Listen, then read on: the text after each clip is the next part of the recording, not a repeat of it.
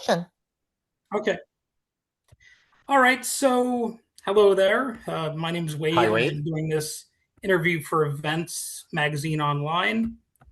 And so, Out of Order has the feel of classic identity swap comedies. So, which films or filmmakers most influenced your approach to this story? So I think that what I was trying to aim at, and obviously never been able to get even close to this level of brilliant films, but A Fish Named Wanda, My Cousin Uh, Vinny, There's Something About Mary, Mrs. Doubtfire, kind of the classic situational comedy where it's all about the dialogue and the pacing and the characters and the situation. You don't need to be mean to anybody. You don't need to demean anybody. You can just have fun, sure. in the story. All right. That makes sense. It's definitely a comedy. There's no getting that mixed up. There are comedic Oh. vibes throughout the movie. So Brandon is best known for playing, well, let's just say it's Superman, basically. So Yeah. what made him the right choice to portray a lawyer who's constantly juggling two identities and escalating chaos? I guess it kind of answered that question, maybe, because that's Well, kind of what partially, right? Superman is like. So partially you answer it, right? He playing two very kind of different personalities in Superman, right? Both Sure. Clark Kent and Superman. I watched him do Dylan Dog actually with Sam Huntington, which is a comedy. I'm not sure how if it played in the US, but it's based on comics. And he was hilarious in. I also was fortunate to watch him in Legends of Tomorrow, where he was playing the role with a lot of comedic interpretation. So I thought that's so those plus the fact that I believe this specific role required beyond being handsome and charming, which Brandon obviously is, um, also to be able to do physical comedy. And I don't Sure. think that there are as many actors today that do that. And Brandon being very athletic and actually can do a lot of that make the film for me it adds another level of both sorry complexity and fun to allow more jokes and more situation that maybe somebody else would not have been able to do. Sure. There are definitely some physical moments in this movie that I don't want to spoil anything, but people will be on the lookout for.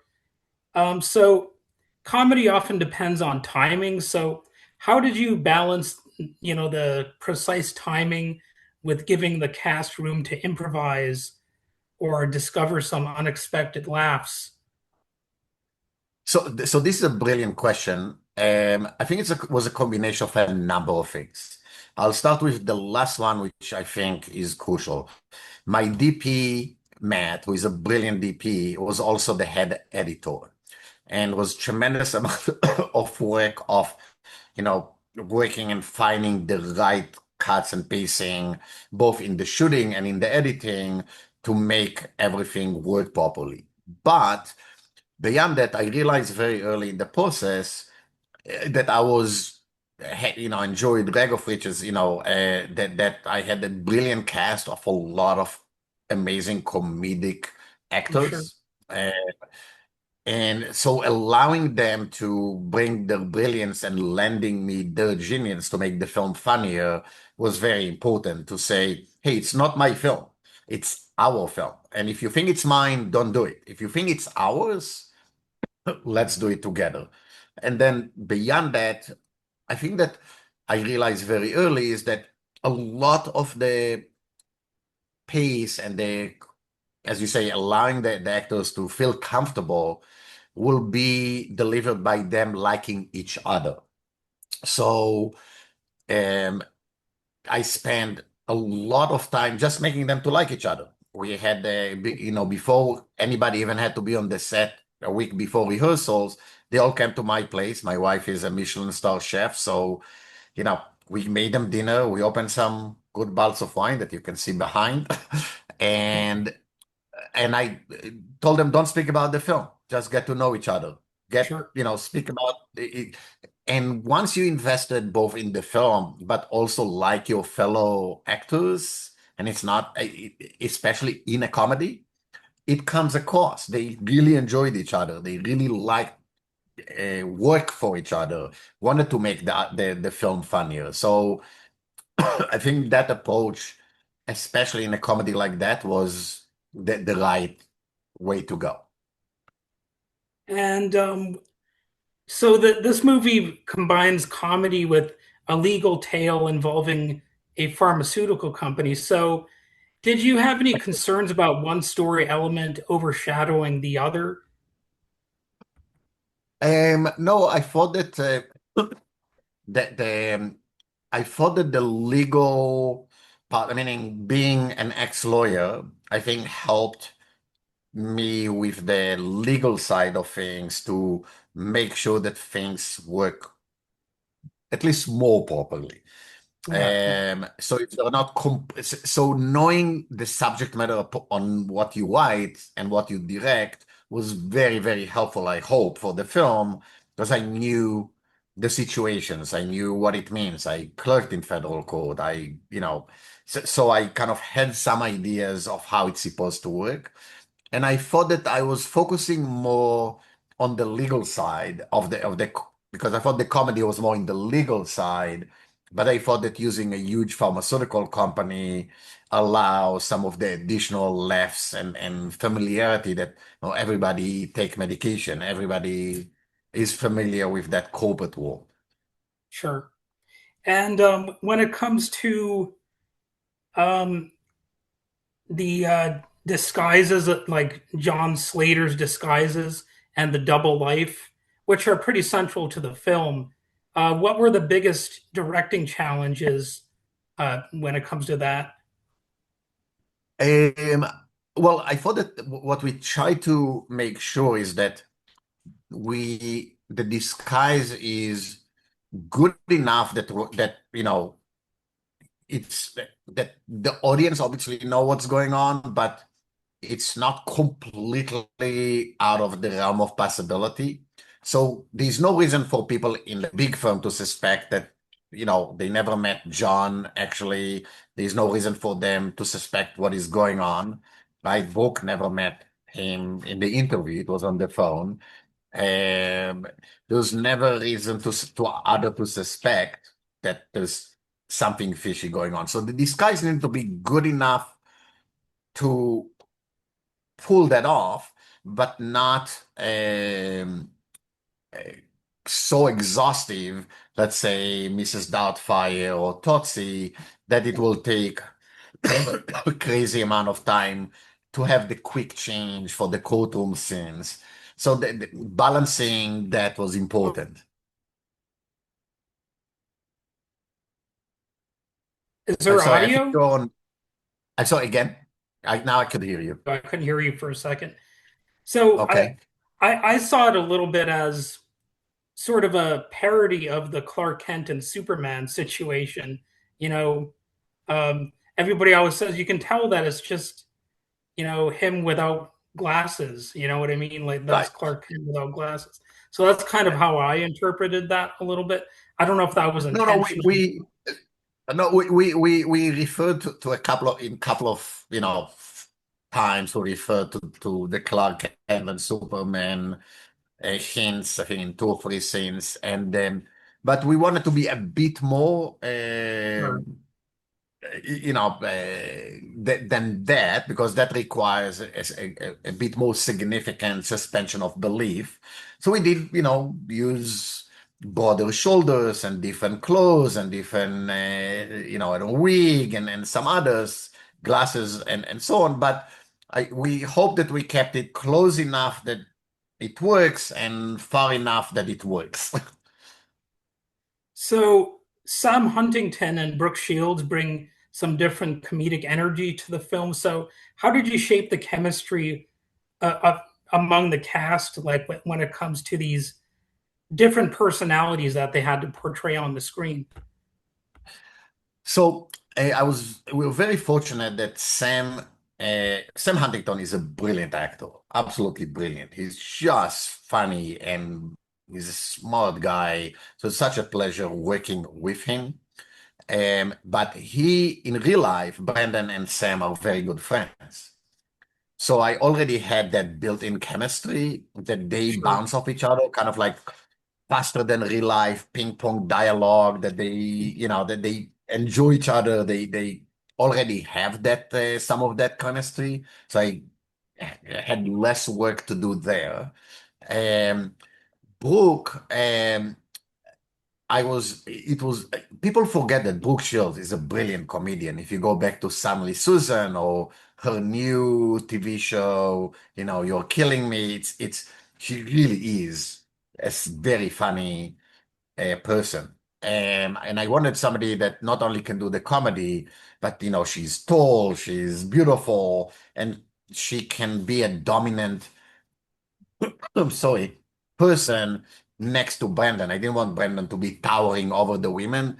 If you think about it, actually, in the film, all of the women characters are really well put together and very successful. Every single one of them. You have a judge and a senior lawyer Sure. and a research scientist and a supermodel. The guys, not so much. So I wanted it to be driven that way and allow Brooke to play the powerful attorney and uh, implement her more imposing physical size and appearance on the procedure.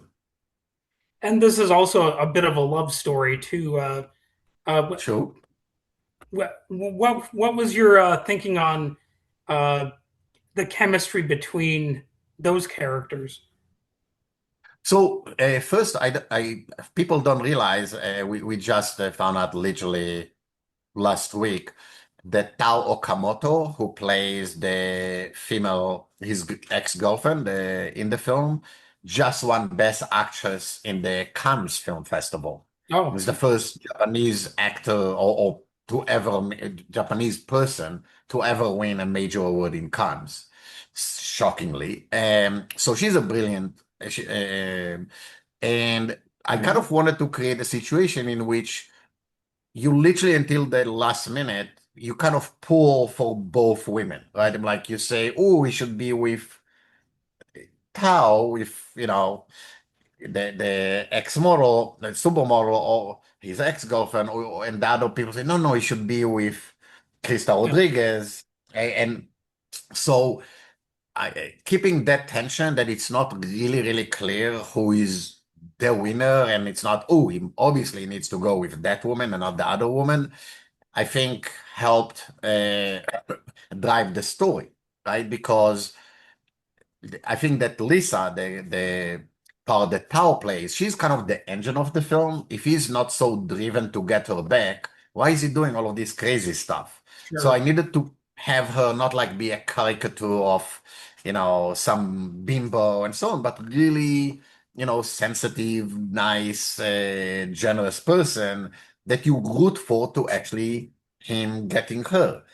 And on the other hand, having a completely different character, which is played by Cristal Rodriguez, also brilliant, but it's completely different physically, and in any other way, shape, or form. And you pull for her to win the man. So that was a very interesting tightrope to walk on. sure. Well, I think most people would probably want the one that he encounters by accident at first. Yep. That's what I think would be the most uh, rooted for character.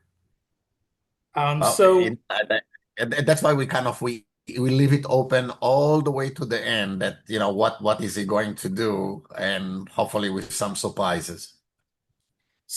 after making Out of Order, what lessons are you taking into your next project? And is there another genre you love to tackle that audiences might not expect, like horror or I don't know, So western or something? unfortunately, yeah.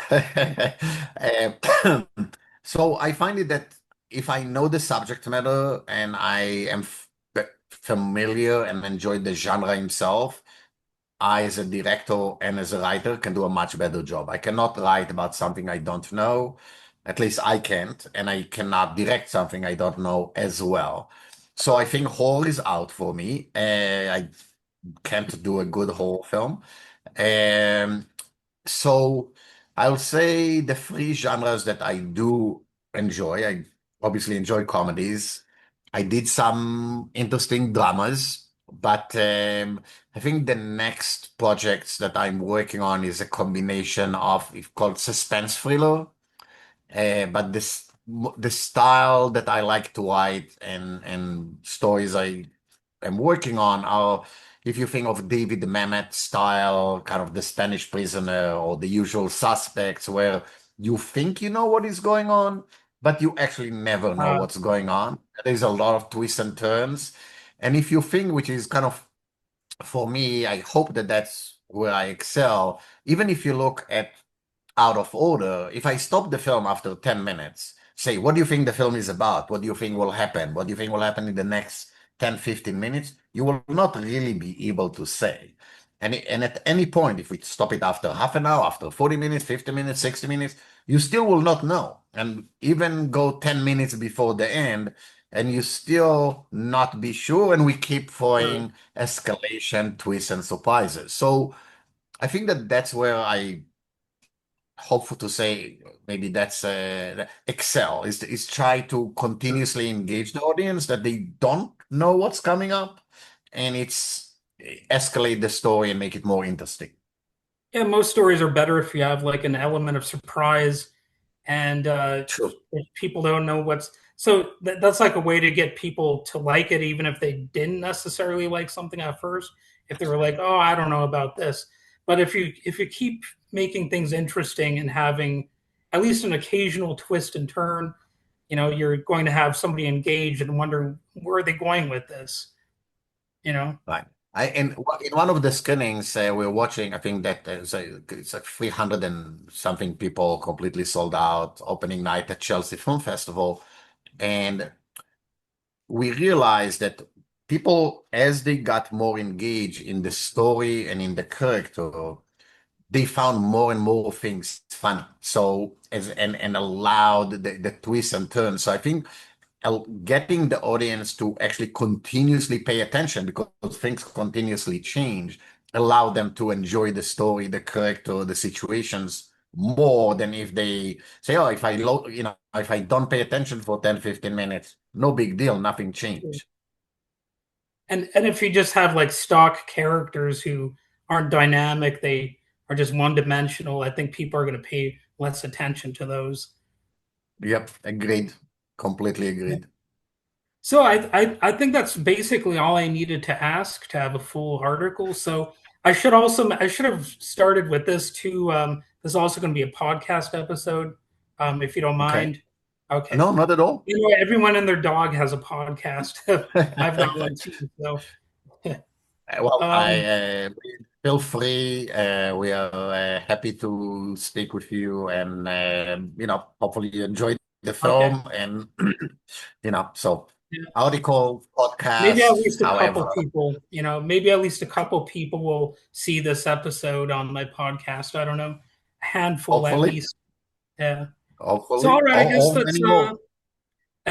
good luck with your movie. You've got like an all-star cast at least. I think that's going to help you out. And Thank you. it's nice talking to you. Nice meeting you. And Absolutely, my pleasure, Wade.